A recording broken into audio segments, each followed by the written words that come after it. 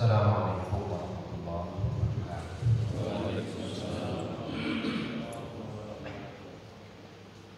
Alhamdulillahirabbil alamin. Wassalatu wassalamu ala sayyidina Muhammad khatamul anbiya'i wal mursalin wa ala alihi wa ashabihi ajma'in. Wa usikum wa nafsi bi taqwallahi wa ta'atihi la'allakum turhamun la'allakum tuflihun. Ketua DKM Masjid Al-Ikhlas dan seluruh jamaah ibu dan bapak, mudah-mudahan pertemuan kita di pagi hari ini menjadi satu wasilah pertemuan kita insyaallah di akhirat nanti. Allah tempatkan kita di tempat yang sangat layak, sangat nikmat di Jannatul Na'im, di surga Allah Subhanahu wa taala. Jamaah rahimakumullah, kita lanjut pengajian kita supaya kita paham perjalanan hidup, kita paham maunya apa Allah terhadap diri kita. Maka tidak ada cara lain, kita wajib mempelajari wahyu yang diturunkan kepada baginda Rasulullah Muhammad sallallahu alaihi wasallam, baik Al-Quran, As-Sunnah yang dijelaskan oleh para ulama pewaris Nabi sejak para sahabat Abu Bakar, Umar, Utsman, Ali radhiyallahu anhu, yang mereka tidak sekedar seorang ulama, tapi mereka juga sebagai umarok. Jadi umarok yang ideal adalah umarok yang menyandang predikat ulama, tentunya yang mengguzari al-ulama ul-akhir, ulama yang berorientasi akhirat, bukan al-ulama dunia, bukan ulama dunia sebagaimana dicontohkan seperti di zaman Bani Israil. Ada Bal'am bin Ba'urah, itu adalah ulama dunia, mengerti Taurat tapi tidak melaksanakan hukum-hukum Taurat. Musa Samiri juga seorang ulama, tapi hidupnya durhaka dan hina. Begitupun perjalanan manusia berikutnya, banyak ulama-ulama seperti Bal'am bin Ba'urah atau seperti Musa Samiri. Nah, Abu Bakar, Umar, Utsman, Ali radhiyallahu anhu adalah ulama sekaligus umar. Yang berikutnya para ulama di zaman para tabi'in, termasuk imam 4 mazhab. Insyaallah mereka adalah panutan umat Islam sedunia, sampai dengan insyaallah para ulama di masa sekarang yang mempertahankan sunnah Rasulullah SAW. Alhamdulillah pagi hari ini kita berupaya untuk memahami perjalanan hidup kita melalui sedikit pelajaran dalam Al-Quran, yang insyaallah kita berusaha mempelajari surat-surat pendek di dalam surat-surat juz'an. Tempo hari, kalau nggak salah itu maaf Ustaz Anak, saya waktu itu kita ingat surat Al-Maun ya, Ad-Din. Jadi Pak Mamun, maaf saya lupa ini. Iya betul kan. Al-Maun ya, awalnya bukan. Surat Al-Maun, surat Ad-Din. Surat Al-Maun, insyaallah kita sandingkan, kita pasangkan dengan tetangga suratnya, yaitu surat Al-Kautsar. Tetangganya dari surat Al-Maun sebelumnya adalah surat Al-Quraisy, tetangga dekat. Karena letaknya karena memang surat Al-Maun dekat dengan surat Quraisy. Begitupun Al-Maun sesudahnya itu adalah surat Al-Kautsar. Surat Al-Maun itu sangat unik, tetanggaan dengan Al-Kautsar dan Al-Quraisy, tapi memiliki munasabatus surah bis surah, keterkaitan hubungan yang erat antara surat satu dengan surat yang lain dan saling menjelaskan. Nah, malam pagi hari ini kita mencoba hubungan yang sangat dekat antara surat Al-Maun dengan surat Al-Kautsar. Sebagai singkatnya, surat Al-Maun yang jumlah ayatnya sebanyak 7 ayat. Ini maaf bahasa kami, bahasa saya. Al-Maun itu adalah sebuah problem yang terjadi pada diri seseorang yang mengaku dirinya Muslim, yang mengaku dirinya pengikut Rasulullah SAW. Itu problem atau masalah. Tapi problem atau masalah harus diselesaikan masalahnya. Apa solusinya? Solusi yang terdapat dalam surat Al-Maun itu dijawab, diselesaikan di dalam surat Al-Kautsar. Jadi bahasa kasarnya Al-Maun itu problem, Al-Kautsar jawaban dari problem. Walaupun dia cuma 3 ayat. Al-Maun ayat 1, 2, dan 3 ayat berturut-turut itu dijawab di dalam surat Al-Kautsar 1 ayat, yaitu ayat pertama. A'udzubillahi minasyaitonirrajim. Bismillahirrahmanirrahim.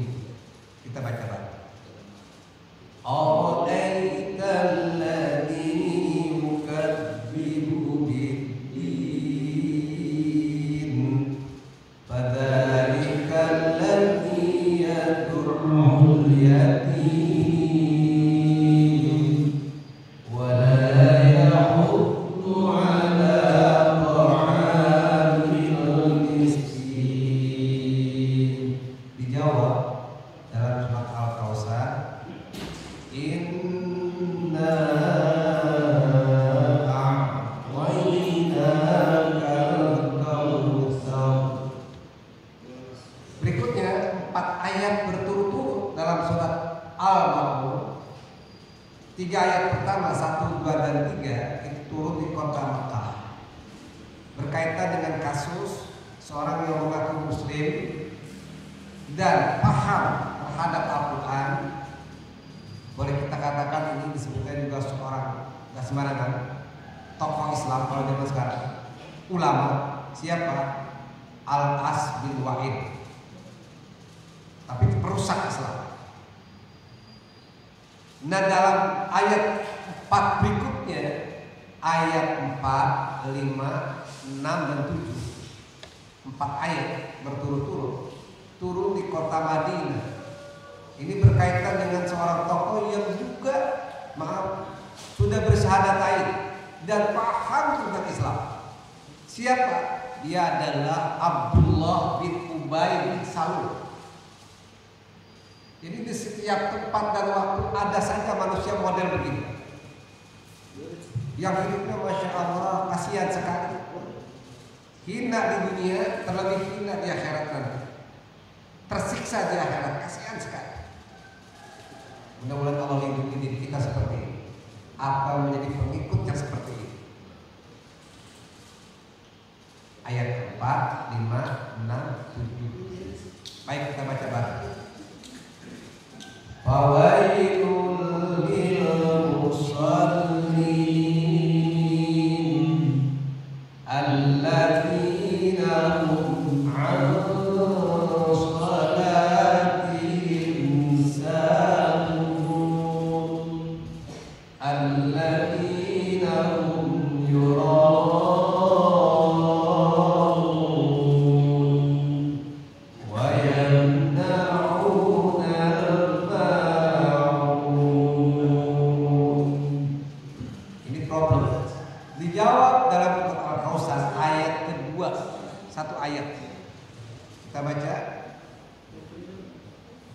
Fasalli rabbika wanhar.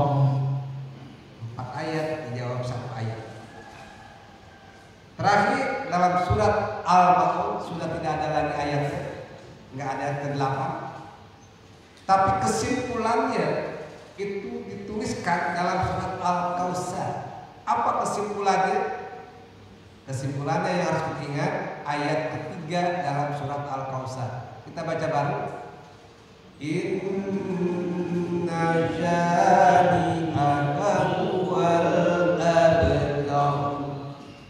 Jadi konfigurasinya 3 1 4 1 0 1.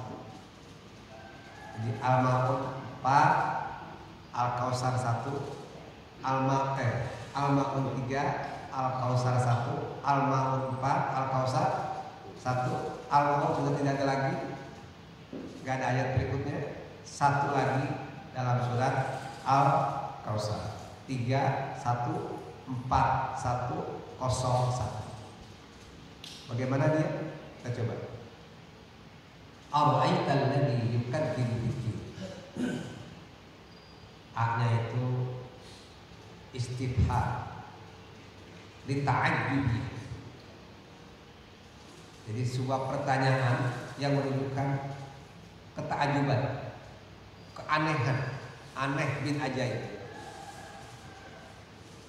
Apakah ra'aita, kamu perhatikan, kamu lihat, ya Muhammad, wahai kekasihku, Allah, dia ada orang yang yukadzibu, pendusta, pembohong, bid-din, terhadap din al-Islam.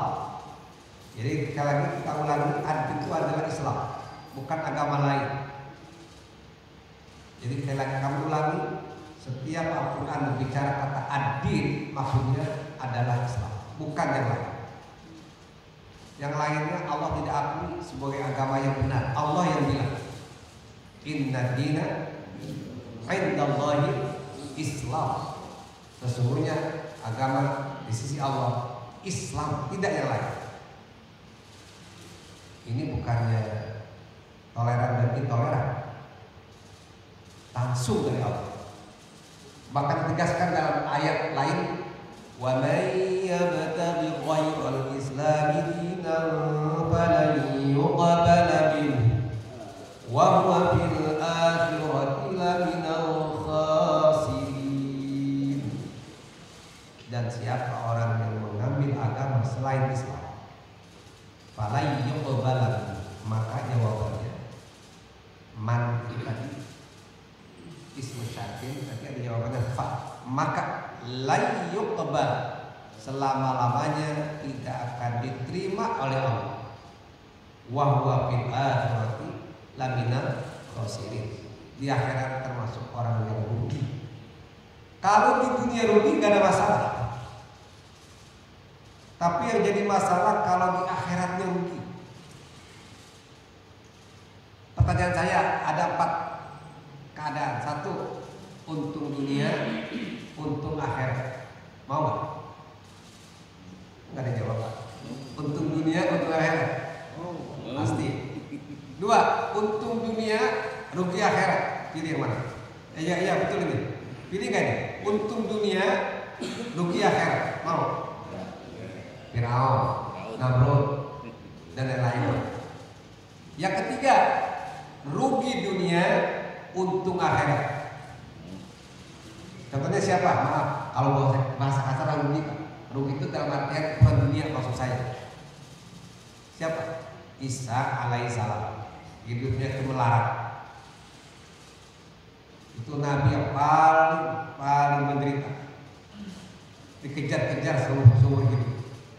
Pengikutnya cuma 12 orang, dikejar-kejar oleh penguasa yang zalim sampai gak punya kuburan. Yang keempat, rugi dunia, rugi akhirat. Ini subscribe orang. Ya Allah, astagfirullahaladzim. Jadi Allah nyatakan tidak diterima Ini pengajian kita Muslim, tidak ada ujaran kebencian, harus meyakini dalam diri umat Islam, meyakini agama yang benar hanya Islam, tok titik, tidak ada yang lain. Sebab semua problem diselesaikan oleh Islam, bukan dengan yang lain. Carut marutnya dunia, tidak hanya di negeri kita, seluruh negeri hari ini itu dalam keadaan kacau karena orang menolak syariat Islam. Kalau dunia kembali kepada syariat Islam, termasuk negeri kita menerapkan hukum syariat Islam, beres dunia ini, beres Pak. Harus diyakini seperti itu, dan itu akan terjadi insya Allah. Hari ini ya kacau dunia, nanti menjelang akhir zaman dunia akan dipegang oleh peradaban kaum muslimin kembali yang pernah terjadi di masa-masa lalu. Lebih dari 13 abad umat Islam memimpin dunia. Sekarang masanya mereka berkuasa, nanti akan kembali lagi. Dan itu cita-cita mulia setiap muslim, harus punya cita-cita seperti itu. Saya harus menjadi orang yang mengembalikan Islam sebagai sistem kehidupan, apapun profesi kita, apapun status kita. Ya. Tahukah kamu, ya Muhammad, apakah kau melihat ada orang yang menjadi pendusta Islam? Allah menanya kepada Rasulullah, apakah kamu lihat? Rasul lihat? Lihat, tetapi nggak paham maksudnya apa. Allah jelaskan pada ayat berikut. Tapi yang dimaksud adil menurut tafsir yang kami lihat di sini itu tafsir Munir karya Syekh Nawawi Al-Bantan, yang beliau adalah gurunya dari guru Syekh Hasyim Asy'ari dan Kiai Haji Ahmad Dahlan. Bukannya langsung, tapi Kiai Badalan si Hasyim Asy'ari punya gurunya berguru dengan beliau. Dikatakan adil itu adalah al-jaza' al-hisab. Tahukah kamu ya Muhammad? Melihatkah kamu ya Muhammad? Orang yang menjadi pembohong, pendusta hari pembalasan. Maksudnya apa? Ini orang tahu. Kalau ditanya, tahukah kamu apakah nanti setelah dunia ini berakhir ada surga, ada neraka, adanya siksa kubur? Jawabannya pasti dia mengatakan ada siksa kubur. Tapi amalan sehari-harinya dia tidak menunjukkan orang yang mempersiapkan hari akhir. Hanya disebut pendusta. Jadi Bapak Ibu katanya, nanti kalau kita meninggal dunia, saya meninggal dunia, Bapak kita semua meninggal dunia, yakin nggak? Setelah meninggal dunia kita hidup, yakin nggak? Nggak ada jawaban. Yakin nggak? Yakin. Saya nggak ada maksa. Kemudian setelah kita yakin, kita hidup kembali, hidup lagi. Kaifa takfuruna billahi wa kuntum amwatan fa ahyaakum summa yumitukum summa yuhyikum. Yang ngasih kabar bukan saya, bukan Rasulullah, tapi langsung Allah. Apa sebabnya? Sampai bagaimana ini juga merupakan sebuah lita'ajibiyah, keanehan, ajaib. Sampai bagaimana kamu kufur, ingkar kepada Allah. Wa kuntum amwatan. Allah sebutkan sejarah hidup kita. Yang pertama, kamu mati, tidak ada di dunia ini. Fa ahyaakum, tiba-tiba kamu hidup. Betul hidup Pak? Allah yang merasa hidup, aku hidup karena yang summa yumitukum, berjalanlah kamu. Ada yang awalnya lemah, kata Al-Quran, kemudian kamu kuat, habis kuat dikasih lemah lagi, habis lemah jadi berubah dan tidak kelemahan dalam otak dan pikiran. Kemudian apa? Summa yumi, kemudian kamu mati. Udah mati, hidup, kita yakin, bahwa kita merasakan. Mati kembali, yakin gak ada? Karena kita hidup nih. Apa yakin gak? Ibu yakin gak kalau setelah hidup sekarang itu kita mati? Yakin gak? Yakin dari mana? Kan kita belum merasakan. Yang namanya yakin itu bukan ceritanya, tapi kita merasakan langsung. Itu yakin namanya. Makanya ada yang disebut ilmul yakin, ya, ada disebut ainul yakin sampai hakul yakin. Kalau ilmu yakin itu informasi doang. Tapi kalau ainul yakin melihat langsung. Hakul yakin lebih-lebih. Saya tanya, Bapak yakin nggak? Ibu yakin nggak? Kalau sekarang kita hidup, nanti entah hari ini atau besok atau tahun depan atau 1000 tahun lagi kita akan mati. Yakin nggak? Yakin dari mana? Dari mana? Kan belum merasakan mati. Inilah Al-Quran mengajarkan kita, walaupun kita belum merasakan, tapi kita sudah diarahkan untuk hakul ya, walaupun belum merasakan. Sebab kenapa? Kita sudah melihat kenyataan yang terjadi. Kita menyaksikan ada orang meninggal, orang meninggal. Karena itu untuk menambah keyakinan kita bahwa meninggal kembali,